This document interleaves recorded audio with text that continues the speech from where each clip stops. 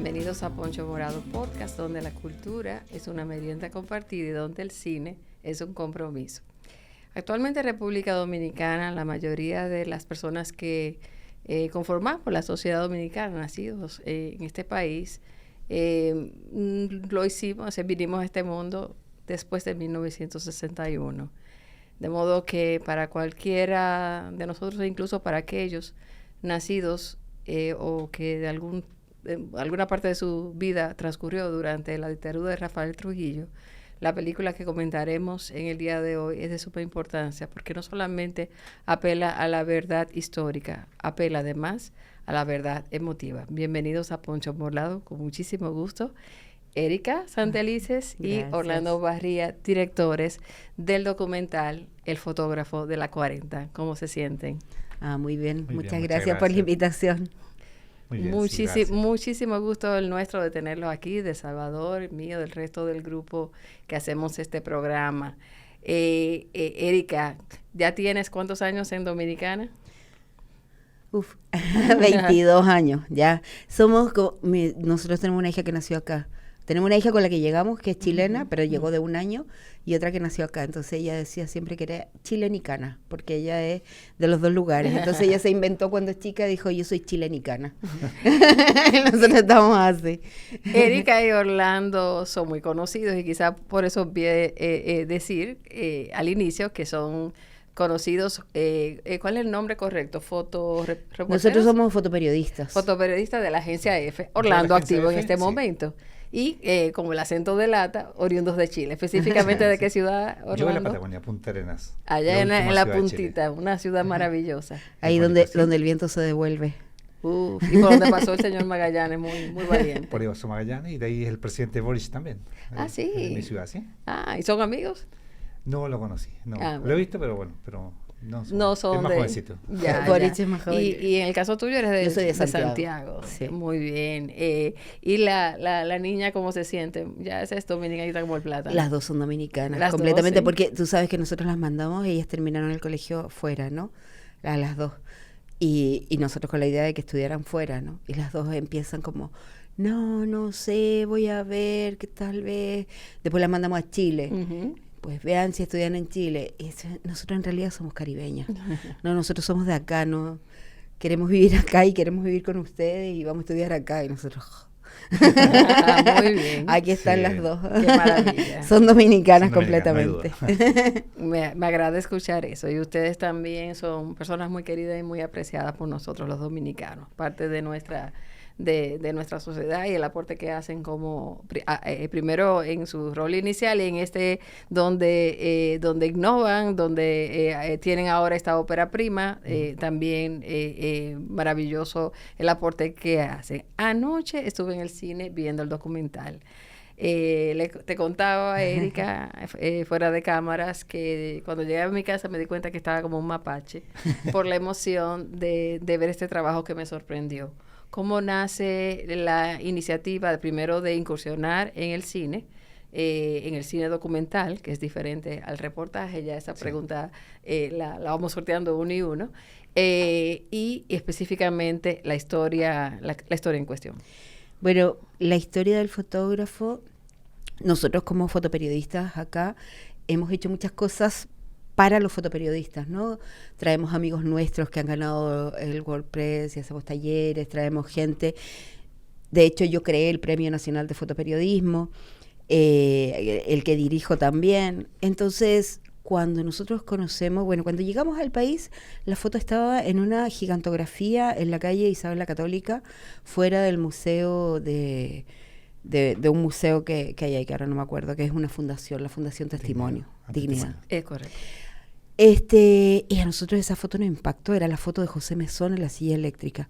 Una foto espantosa. Y nos llamó la atención desde el primer día. Y nosotros siempre preguntábamos a la gente, ¿de qué es esta foto? ¿Por qué existe esta foto? Y con una actitud muy normalizada para nosotros los dominicanos siempre nos decían, no, eso es de cuando Trujillo. De las 40. Eso es las 40. Sí, eso es la 40. Pero ¿por qué? ¿Por qué existe una foto? ¿Por qué porque están electrocutando a una persona? O sea, para nosotros era como, ¿por qué? Y siempre mirábamos hasta que un día Orlando encuentra una carta que manda la hija del fotógrafo, Gladys, que es la que sale en el documental. Maravilloso. La manda a Bacho, al periodista, ¿no? Nosotros conocíamos a Bacho y le contactamos a Bacho y le dijimos, mira, queremos ir a entrevistarla, queremos conocerla, porque nos gustaría hacerles una entrevista y mostrársela a los fotoperiodistas dominicanos, que conozcan la historia de este fotógrafo, o sea, qué pasó con él y tal. Y cuando pensamos era hacer un videíto para los fotógrafos. Entonces llegamos, la entrevistamos y ella empieza como a decirnos, ustedes debieran entrevistar también, ¿saben? A tal persona. Pues sí, buena idea, vamos a ir. Y así empezamos a entrevistar a mucha gente, como diciendo, bueno, es verdad, porque si ella te cuenta esto, después es importante que alguien que estuvo te lo cuente también, o que alguien que supo también te cuente. Y así empezamos como un telar. La historia los encontró a ustedes. Exacto, porque nosotros nunca pensamos como vamos a hacer un documental y vamos a incursionar en el cine, no. Nuestra idea era más simple, ¿no? Era hacer este pequeño video. Entonces, cuando ya nos dimos cuenta que teníamos mucho material, dijimos, ¿y si hacemos un corto? Entonces ahí fuimos a un taller de estos que hace lo de G-Cine para aplicar a Fonprocine y tal, pero nosotros ni pensábamos en aplicar ni nada. Y uno de los que daba el taller era Fernando Santos. El actual, bueno, el productor de la obra. Fernando Excelente Santos productor. Díaz, perdón, Sí. Fernando Santos. Y yo le estoy contando, con este entusiasmo que tengo yo para hablar, la historia que nosotros queríamos hacer a una chica en el break. Y Fernando se acerca a nosotros y dice, ay, pero disculpen, yo quisiera hablar con ustedes, estaba escuchando la historia, mañana nos podemos tomar un café. Y entonces el otro día nos juntamos a tomar un café y dice, yo quiero hacer esto con ustedes.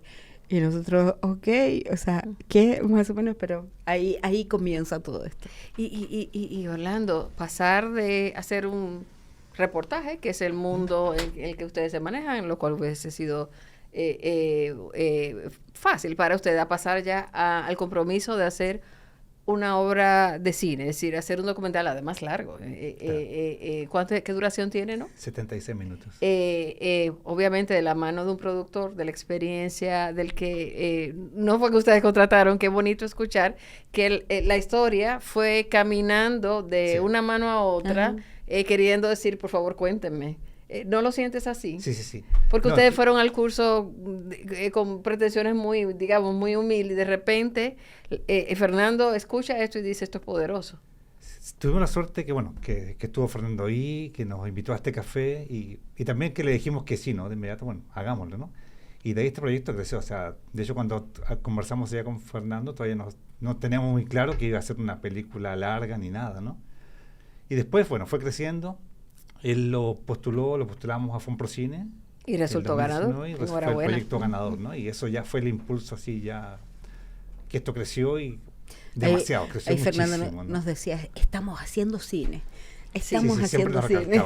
Siempre nos ha dicho eso. Y ahí continúa mi próxima inquietud. Y es que cuando hemos hablado aquí en este espacio o en una pequeña columna que tengo en el diario Acento sobre el tema del documental, hemos comentado lo siguiente. Trato un poco a la audiencia. Adelante, Salvador, con el café. Enhorabuena. Puedes interrumpir. Si desean café, con muchísimo gusto.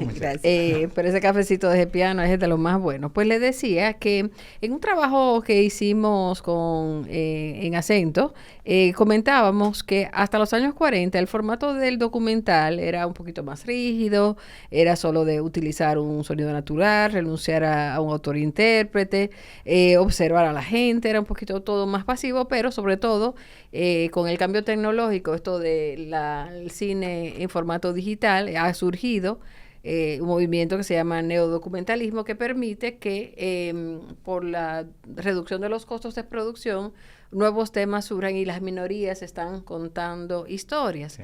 Entonces, ¿qué pasa? Tú mencionabas la foto, una foto que de niña yo me acostumbré a ver y a entender, eso era la dictadura de Trujillo. Es porque uno, uno llega a este mundo, en mi caso en el 64, y de repente ya la foto estaba ahí, pero eso no nos proporcionaba un orden de qué significaba, quién era esa persona en la foto. Yo no lo sabía, quién había tomado esa foto. Es más, yo no sabía muy bien, aunque estudié bachillerato en República Dominicana, como cualquier persona que estudió bachillerato hasta los años, final de los años 70, la historia se daba de una manera, con mucha edición, digamos. Había mucho tabú en los libros, había tabú en nuestros propios maestros que tenían miedo y había un respeto porque muchos de mis compañeros, los compañeros de mi generación eran hijos de personas que habían perdido la vida, personas que habían perdido, de generales.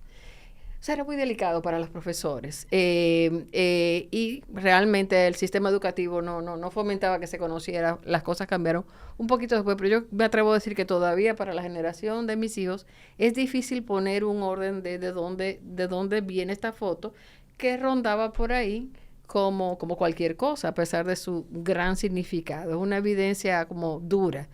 ¿Cómo entonces de ahí, de la foto, que es lo más, es como la foto del Che, una foto que anda por ahí caminando, icónica, cómo a partir de ahí fue abriéndose el trabajo?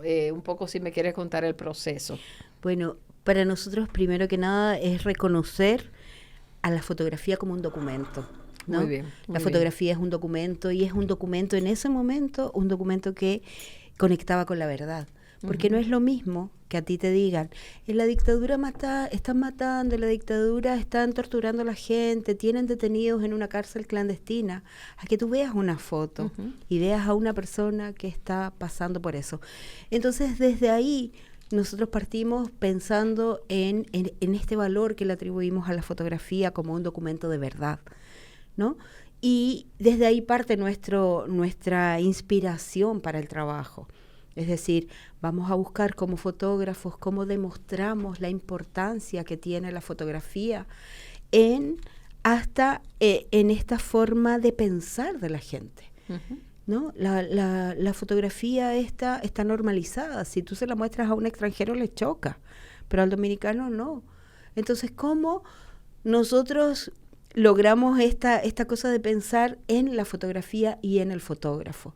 Y de ahí partimos en esta fue nuestra primera teoría. Nosotros incluso pensábamos tanto en esta importancia de la fotografía que al principio todos nuestros planteamientos iban a la trascendencia que podía tener la fotografía, pero después en el camino nos damos cuenta que la trascendencia no es la fotografía. La trascendencia es el acto heroico del fotógrafo. Eso es lo que pasa aquí. Eso es lo que nosotros teníamos que reconocer. No era la fotografía como tal, era el fotógrafo.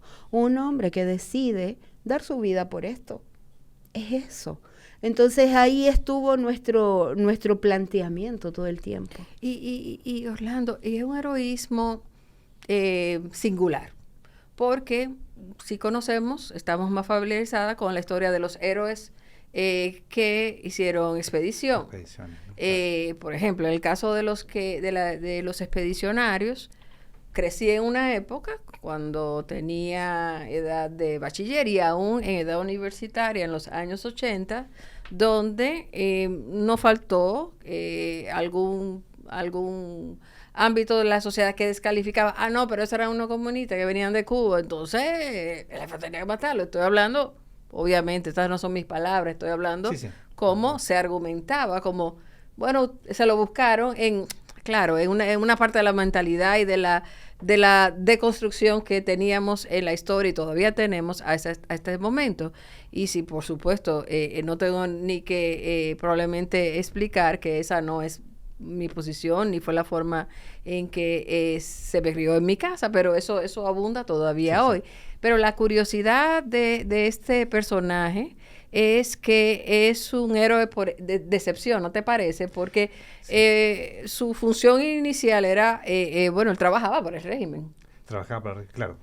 Era, bueno, a mí era un momento especial también, ¿no? La gente tampoco tenía muchas opciones. La gente no tenía mucha opción. O colaboraba o te quedabas callado, pero no, si rechazabas algo, pues la pasabas mal, ¿no?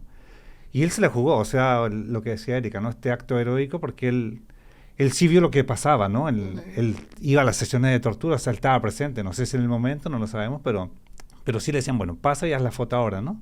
Y de hecho, en el caso de José Mesón, está durante la descarga eléctrica, o sea, él estuvo presente en la sesión de tortura. Y no nos imaginamos, o sea, un fotógrafo y no nos imaginamos lo que es eso, ¿no? Estar ahí, que ese sea tu trabajo, es terrible. Y él aún así, o sea, pese a que vio eso todos los días, quizás durante cuánto tiempo, no lo sabemos, la familia tampoco lo sabe, pero él decide, o sea, se juega la vida. Mira, voy a sacar esta foto porque es importante mostrarla, ¿no? Estas fotos son un testimonio de lo que hace, de la barbarie de esta tiranía.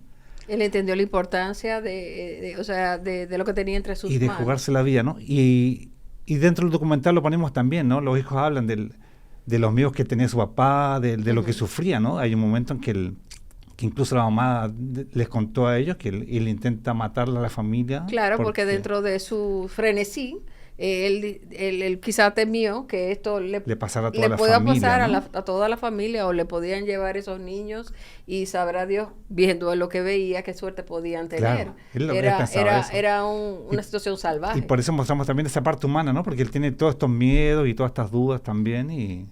¿Qué son? Y probablemente usted tiene la sensibilidad de que, por ejemplo, de la que yo podría carecer porque no he vivido una dictadura. Probablemente ustedes sí la vivieron en carne propia. Y siempre mis padres me decían, ustedes nunca van a entender el temor que nosotros sentíamos. Claro. Cuando yo era adolescente, yo osé decirle a mi mamá, cuando empecé a conocer la historia de las hermanas Mirabal, ¿y por qué tú no eras como la Mirabal? No te voy a decir el boche que me dio mi mamá, pero lo que me dijo me lo busqué, y mi papá más para atrás me dio el suyo, porque yo no tengo ninguna autoridad ni en mi adolescencia ni en ninguna etapa de mi vida para tratar de ponerme en los zapatos de ellos. Y como decía, a propósito de zapatos, el padre de una querida amiga, tú tienes que entender que mi amiga le hizo un reclamo parecido al mío en la adolescencia, y le dijo, tú tienes que entender que nosotros fuimos unos niños que no teníamos ni zapatos en los campos, y este régimen nos dio trabajo, nos dio calzado. No teníamos conocimiento necesariamente de todo lo que estábamos pasando, precisamente porque éramos niños pobres del campo, y poco a poco se va conociendo con el tiempo lo que era la dictadura, pero no era que tú abrías un periódico y la agencia F te decía, ayer Trujillo mató a tantos. Claro, entonces, en el caso de su hija, que es ese personaje, es una película, yo la veo como una película, que no es una ficción, es un documental de sanación, de amor, porque en el corazón de esa hija hay una niña que dice, yo quiero que ese padre que nunca llegó, de alguna manera llegue, aunque sea de manera metafórica, no voy a decir cómo, para no ser spoiler, porque la película sigue presentándose en nuestros cines. Ya al final diremos en cuáles cines y cómo podrán verla, pero dime de tu experiencia explorando la historia a través de ella. Claro, bueno, nosotros conocimos a Gladys cuando la buscamos, ¿no? Nosotros ya somos familia con Gladys. Bellísima Gladys. Ella es un besito amor. Para ti. Ella es un amor. Y me da risa porque me llama y me dice, tú sabes, Erika, que me llamó fulanita. Ella no me creía que yo era la protagonista. Y ahora me dijo, ay, sí, tú eres la protagonista. Tremendo. Y me dice, yo estoy viendo, y que si la gente me pide autógrafo, yo lo firmo. ¿O qué hago? Me dice. Qué bella. Es tan bella.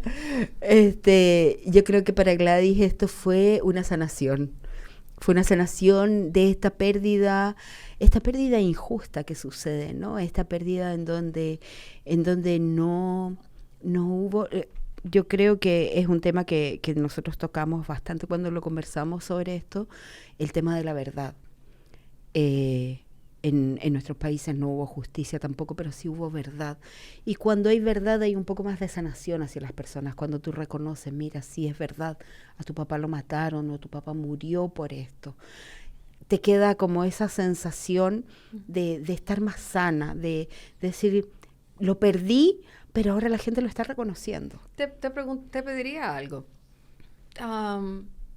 Tuve la fortuna, yo soy abogada de profesión, ya entrado este siglo, en el 2003, empecé a dar clases, esto es para ambos, en la universidad, de una asignatura de derecho, algo más de negocio, pero muchas veces los alumnos decían, profesora, hoy no vengo porque tengo competencia de derechos humanos. en mi época, derecho humano no era ni siquiera una asignatura.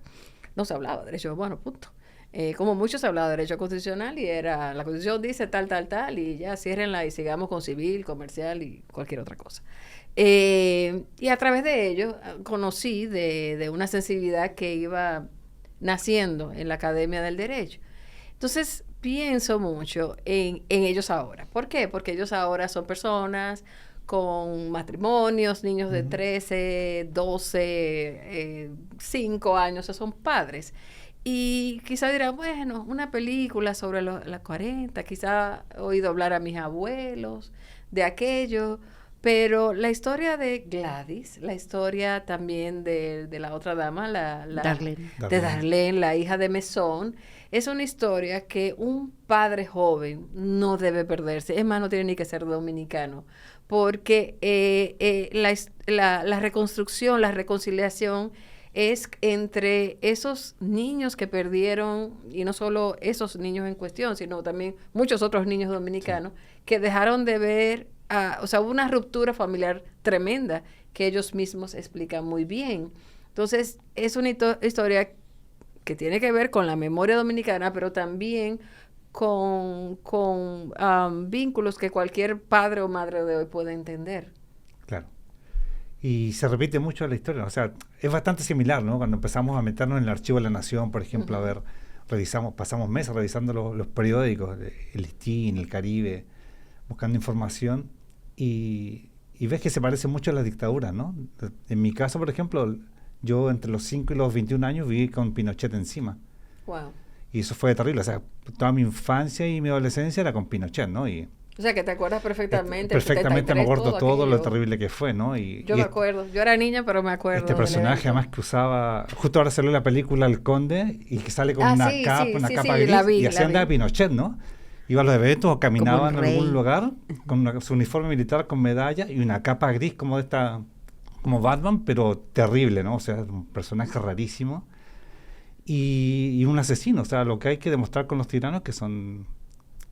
O sea, con Trujillo, con Pinochet, con Videla, con Stroessner, son gente que asesinaron gente, ¿no? Y que hicieron mucho daño a nuestros países, ¿no? Y algo que ustedes son muy efectivos en demostrar, porque aplauso para la guionista, aquí eres tu caray, porque hay a pesar de que se trata de una historia real, hay una dramaturgia que fue tejiéndose y la historia tiene sus momentos donde uno va entendiendo qué pasaba con la sociedad dominicana, la impotencia, por ejemplo, de una fuerza militar que de repente aparece alguien y dice, no, mis principios hogareños, no sé, cristianos, me dicen, yo no puedo seguir haciendo lo que estoy haciendo en favor de este régimen, me arriesgo, pero ¿qué pasa cuando entonces esa persona toma ese riesgo y el régimen adopta consecuencias?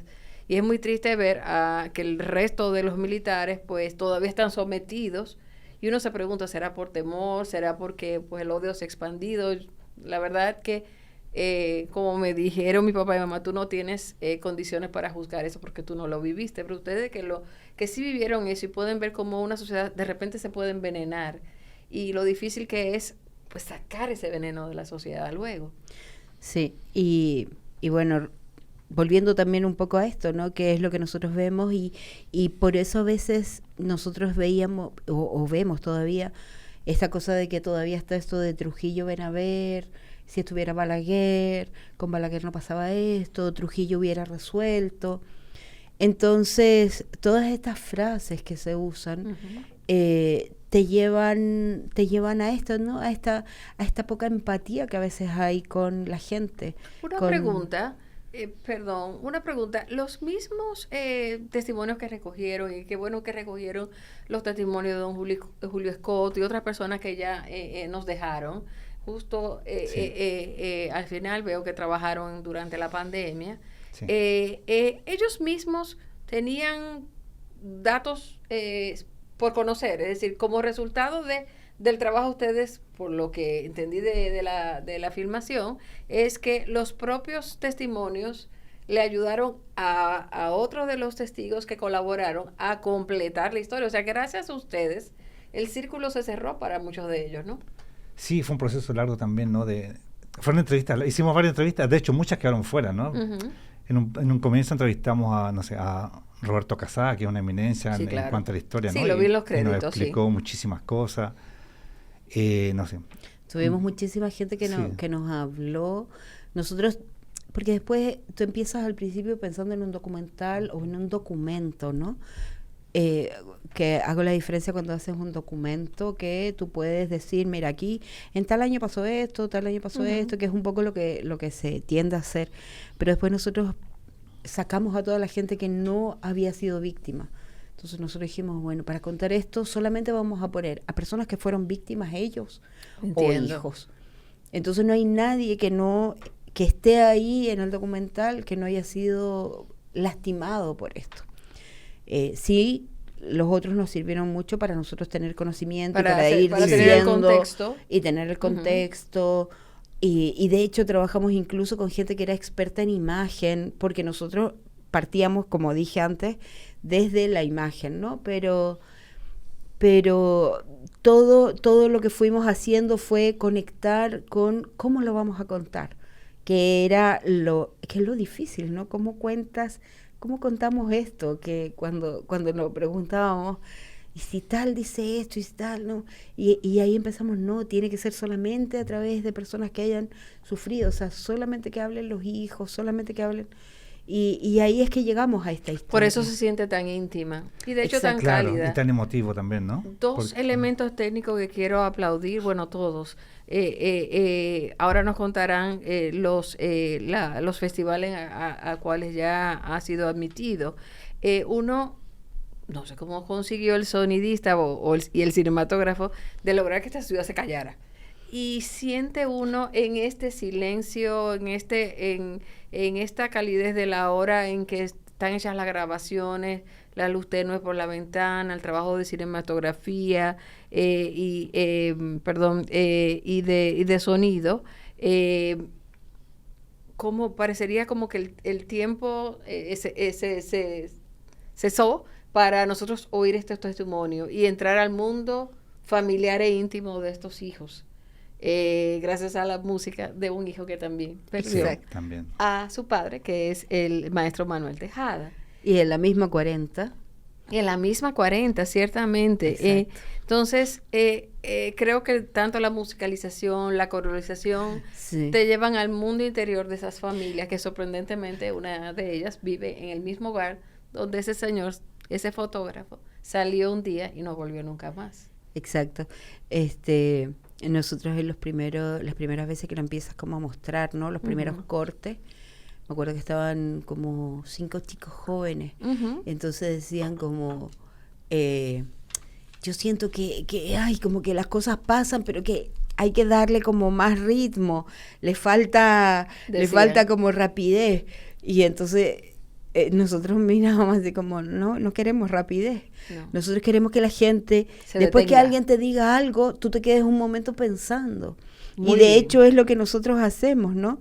Alguien te dice algo y viene un momento para que tú lo pienses y lo digieras. Sí, hay un momento de reflexión va como así. Que se agradece mucho porque la audiencia siente que acompaña a los personajes. Natalia Martínez, créditos como colorista. En el Sound Department. Eso fue en Buenos Aires, Natalia. Ah, muy bien. Rocío Gattinoni. La edición que también es muy profesional de Jean-Philippe Evers.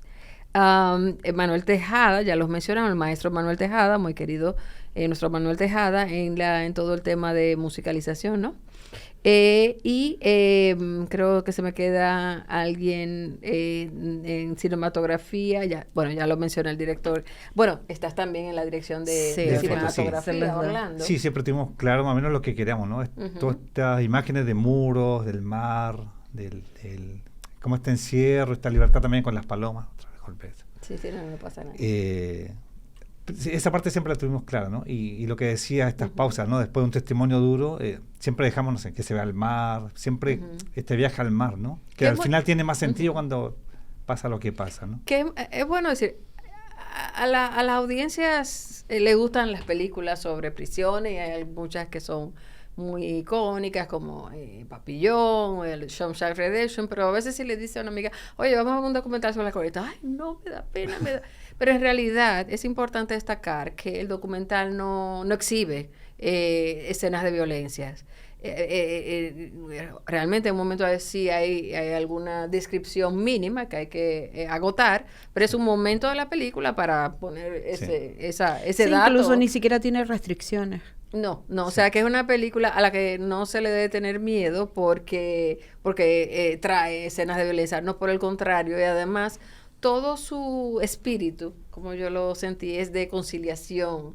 No es ni siquiera de pasar juicio, sino de tratar de comprender la pérdida de esos hijos, de esa familia, la ruptura, claro.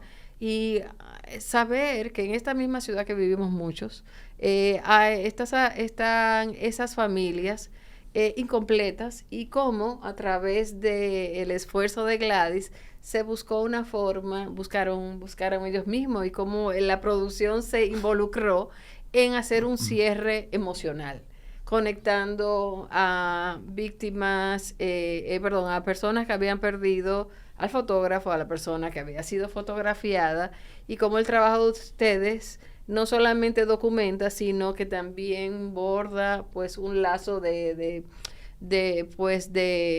misericordia por tanto dolor, y algo muy lindo, y es como los hijos recuerdan con ternura a esos padres.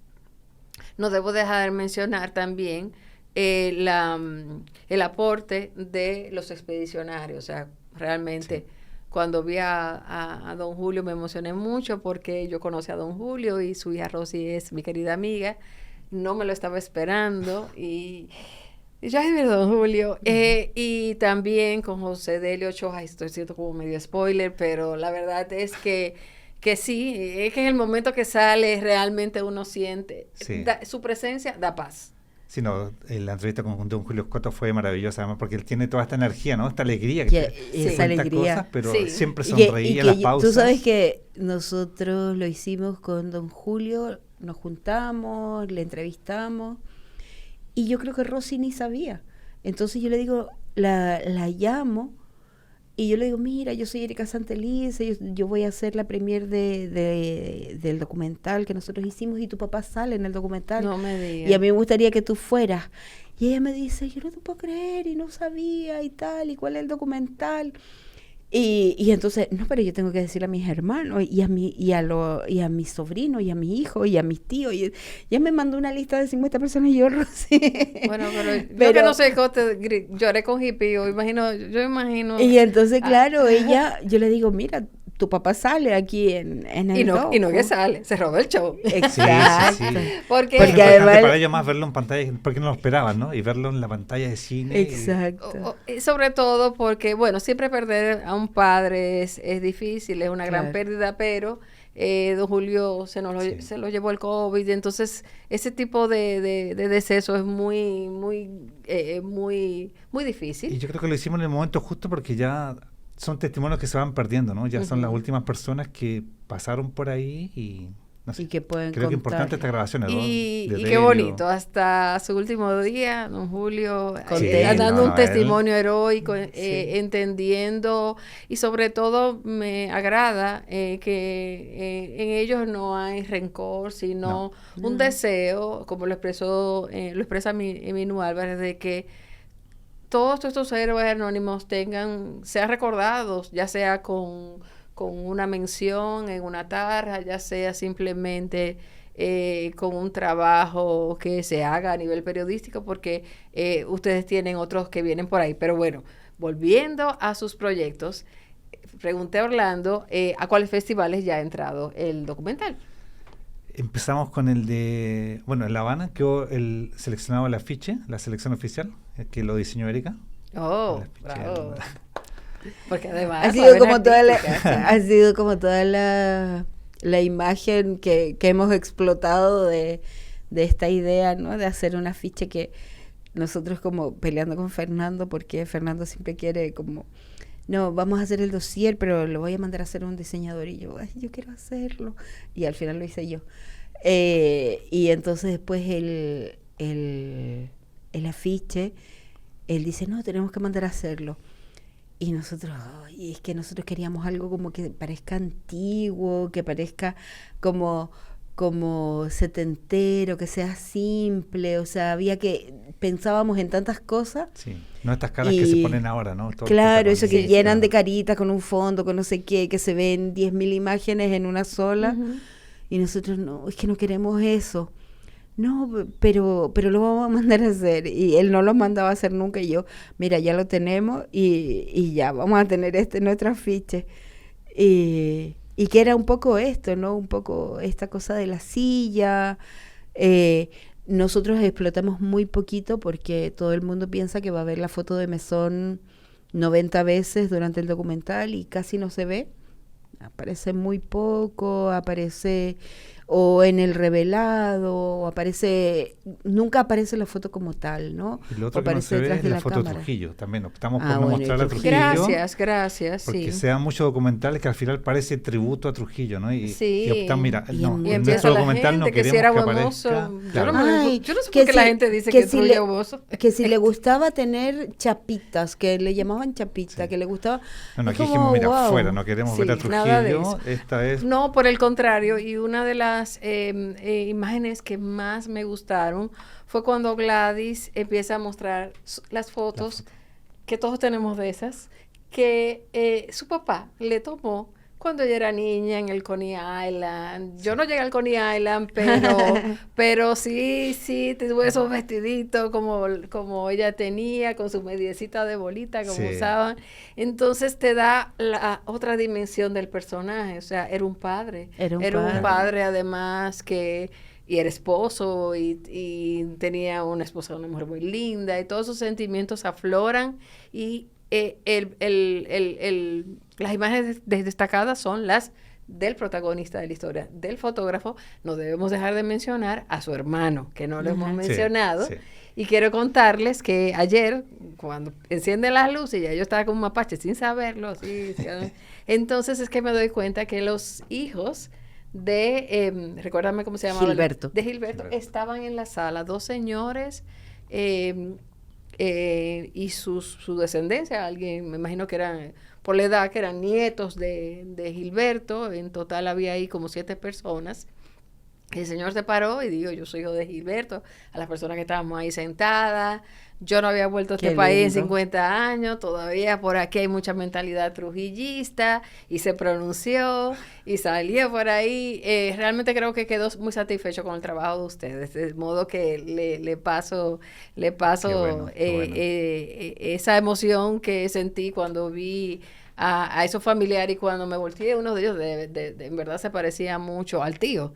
Yo, wow, pero yo estoy viviendo aquí la película. Se parecía a uno de los, que yo supongo que son los sobrinos, se parecía físicamente al fotógrafo. Entiendo que ustedes ahora van a seguir yendo a festivales. Veo que estuvieron en Festival Global, Festival de Vieques. Sí, en Global ganamos un premio, estuvo en el de Vieques también, selección oficial. Y ahora Bangladesh también. Bangladesh, ahora la próxima semana ya se presenta también. Justo ayer estuvimos mandando el corte. Buenísimo. Pero con lo cual se propone una historia de valor universal, porque aunque sea una cultura asiática, se entiende muy bien este mensaje. Y lo que más me ha gustado escuchar es que ya están trabajando en una segunda producción. Cuéntame un poquito. Estamos trabajando, se llama Carne de Cañón. Wow. Es la historia. Es una película sobre salud mental. Okay. Vamos a decirlo así. Y es la historia de los dominicanos que combatieron en la guerra de Irak. Oh, qué bien. Algo que sí le tocó a ustedes vivir ya como residentes cuando de la República Dominicana. Exacto. Okay. Eso fue 2003 y 2004. Claro. Que más bueno cuando llegaron. ¿Verdad? Llegando al país, claro. Las tropas se iban y volvían. Las tropas se iban, volvió el primer pelotón. 632 hombres dominicanos, jóvenes, niños, menores incluso. Hubo un par que cumplieron 18 años en Irak. ¿Y murieron varios de ellos? No hubo muertes, pero hubo muchas consecuencias. Sí. Muchas consecuencias, estrés postraumático que todavía cargan muchos. Es sobre eso, Es muy esa es la interesante. historia. Interesante, sí, porque también otra historia que se perdió, ¿no? Tampoco se publicó mucho sobre este proceso, ¿no? De enviar tropas del Caribe a una guerra, ¿no? Claro. Una de las grandes bellezas del cine documental, que tiene la tranquilidad para aquello que la novedad noticiosa Exacto. no tiene, Sí. no porque quienes hacen noticias no se interesen, sino porque hay noticias, ¿verdad? Hechos que se sobrepone el interés de la mayoría, por ejemplo, las No, claro, elecciones y ahora. como, porque nosotros como prensa, como periodistas, lo cubrimos, nosotros ahí los conocemos. Nosotros llevamos, bueno, yo trabajé durante 17 años fija en la Agencia Francesa de Prensa. Ujú. A partir del año pasado ya no estoy en la agencia. Pero para dedicarte al cine Supuestamente para plenamente, dedicarme ¿no? plenamente al cine, Yes. pero estoy trabajando con un montón de medios en esta época, me ha tocado porque trabajo de manera independiente y trabajé con BBC, Wall Street Journal, que recién sacamos un artículo. Ahora voy con Brock, que es holandés. Ajá. Voy a estar 6 días trabajando con ellos. Me voy a partir de mañana. Voy a estar en la frontera, voy a estar en Samaná. Ya en mayo trabajo para un medio japonés y así. No, en realidad yo dije que me iba a retirar y en la agencia, en la France Press, me dicen, era mentira, tú no te ibas a dedicar al cine, ahora estás trabajando con todo el mundo. Pero claro, es que me han salido como muchos trabajos. A mí me gusta trabajar. Nosotros somos trabajadores de la calle, conocemos el país completo. Conocemos, bueno, la isla prácticamente completa. Nosotros viajábamos mucho a Haití, llevamos 2 años que no vamos por la situación. Pero claro, nos gusta trabajar en la calle y por eso conocemos mucho los temas. Nosotros cubrimos mucho el tema de los pagos de los soldados, que viste, ellos tardaron 20 años en pagarle el dinero que les habían prometido cuando se fueron a la guerra. Entonces, los soldados que fueron a Irak. Irak, ok. Ellos cobraron el año pasado, el 2023, y se habían ido el 2003. Wow. 20 años duraron en este trámite del pago para ellos, que no es el tema de nosotros, no es el tema de nuestro documental. Nosotros vamos hacia el costo que tienen las personas esto de pasar por una guerra, y el costo que ha tenido para el país, el costo que ha tenido para la sociedad. Dentro del grupo que fueron ha habido muchísima gente que ha muerto, suicidios, asesinatos en la cárcel, tráfico de drogas, o sea, ha tenido un costo fuerte para un país Un efecto, el llevar, un efecto totalmente exacto, perverso. el llevar a unos muchachitos Ujú. a una guerra que en la que ellos ni sabían quién contra quién peleaba y por qué, porque no es lo mismo que tú digas, bueno, vamos a pelear por tu país, tú estás peleando por otro país, estás peleando por una situación que no tiene nada que ver contigo además, y eso, de eso trata. ¿En qué etapa se encuentra ese proyecto? ¿Desarrollo? No, todavía no. Bueno, estamos, viendo Desarrollo. todavía en desarrollo en realidad, sí. Pero comenzaríamos, pues, un poquito más allá de mitad de año ya a rodar. Rodamos Muy bien. este año. Sí. Wow, muy Sí, bien, sí. muy bien.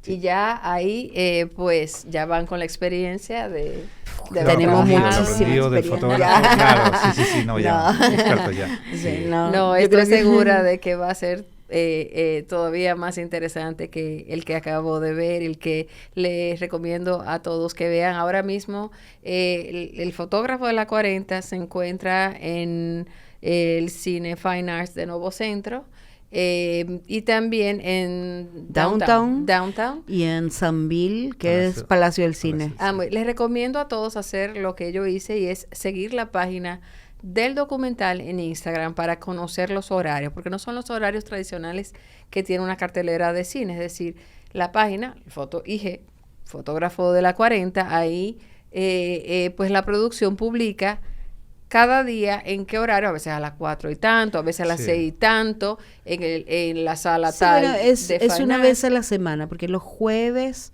o sea, hoy se publica toda esta semana, Ujú. porque los jueves ellos asignan las Asignan salas. horarios y salas. Exacto. Entonces, horario y para sala. que no le pase lo que a mí, que me fui el lunes viendo solamente lo que decía uno de esas salas, no voy a decir cuál porque no... Bueno, quizá el error fue mío en no fijarme bien. Y no la pude ver el lunes, porque cuando llegué lo que encontré fue a Juan Luis y a las avispas y dije, no señora, aquí no hay fotógrafo del 40. Y yo, pero vi a Juan Luis y a Juanes, entonces Bueno, sí, no estuvo mal. Compensaste, compensaste. Sí, ahí vi un avispero ahí. Pero entonces ya, ayer dije, no, me voy por lo seguro, déjame buscar en la propia página del documental los horarios y me fui a Fine Arts, donde pude disfrutarla. No dejen de verla. El cine, decía Pedro Enrique Ureña que el interés por la justicia debe ser más importante que el interés por la cultura.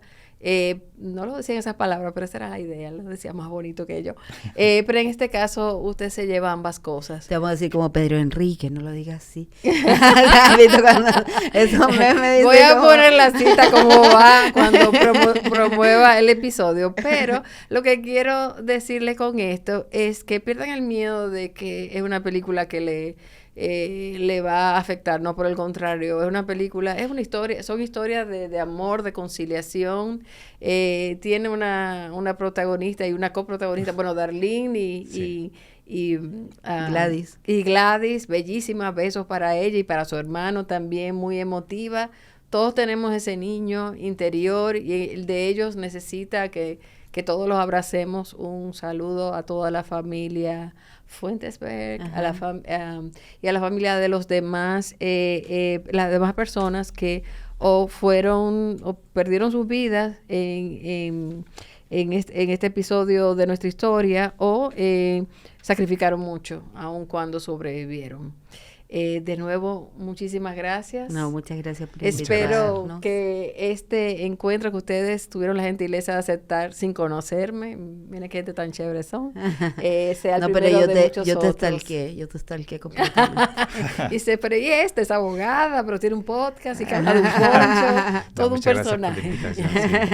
Orlando, Erika, muchas un verdadero gracias. placer. Este episodio sale el domingo, así que ya saben, como siempre digo, cambio y fuera.